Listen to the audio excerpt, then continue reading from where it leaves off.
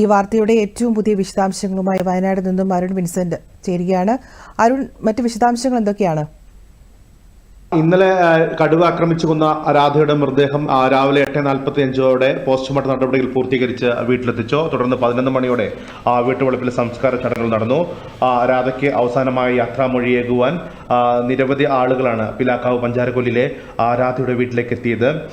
ഇന്നലെ രാവിലെ 8:30 സമീപത്തെ ബന്ധുവീട്ടിൽ കാപ്പിക്കുരു പറിക്കാൻ പോകുന്നതിനിടയിലാണ് പഞ്ചാരക്കൊല്ലിൽ വെച്ച് രാധയെ കടുവ ആക്രമിച്ചു കൊന്നത്.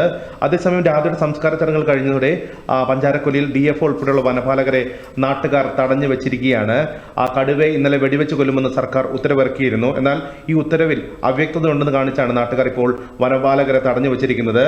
ആ ഉത്തരവിൽ പറയുന്നത് കടുവയെ കൂടുവെച്ചോ മയക്കിയൊടിച്ച് പിടികൂടാനാണ്, അത്യാവശ്യമെങ്കിൽ മാത്രമേ വെടിവെച്ച് കൊല്ലാൻ പറയുന്നത്. ഇതാണ് നാട്ടുകാർക്കിടയിൽ പ്രതിഷേധം ഉണ്ടാക്കിയിരിക്കുന്നത്. കടുവയെ വെടിവെച്ച് കൊല്ലുന്നതിന് ഉത്തരവിറക്കിയാൽ മാത്രമേ വനപാലകരെ വിടുകയുള്ളൂ എന്ന നിലപാടിലാണ് നാട്ടുകാർ ഉള്ളത്. പഞ്ചാരക്കൊല്ലിലെ പ്രിയദർശിനി എസ്റ്റേറ്റിലാണ് ഇപ്പോൾ നാട്ടുകാർ വനപാലകരെ തടഞ്ഞു വെച്ചിരിക്കുന്നത്. എന്നാൽ കടുവയ്ക്കുള്ള തിരച്ചിൽ രാവിലെ മുതൽ തന്നെ ആരംഭിച്ചു.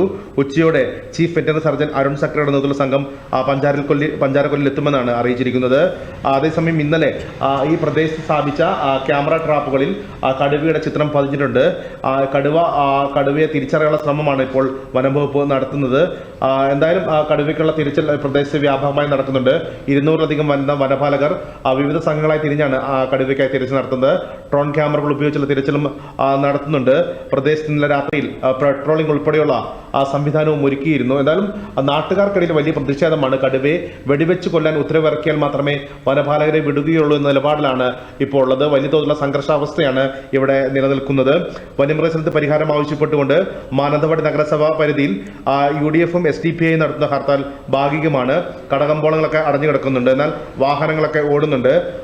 മാനന്തവാടി നഗരസഭാ പരിധിയിൽ രാവിലെ തുറന്ന സർക്കാർ ഓഫീസുകളൊക്കെ കോൺഗ്രസ് പ്രവർത്തകർ അടപ്പിക്കുകയും ചെയ്തിരുന്നു. എന്തായാലും പ്രദേശത്ത് സംഘർഷാവസ്ഥ നിലനിൽക്കുകയാണ്.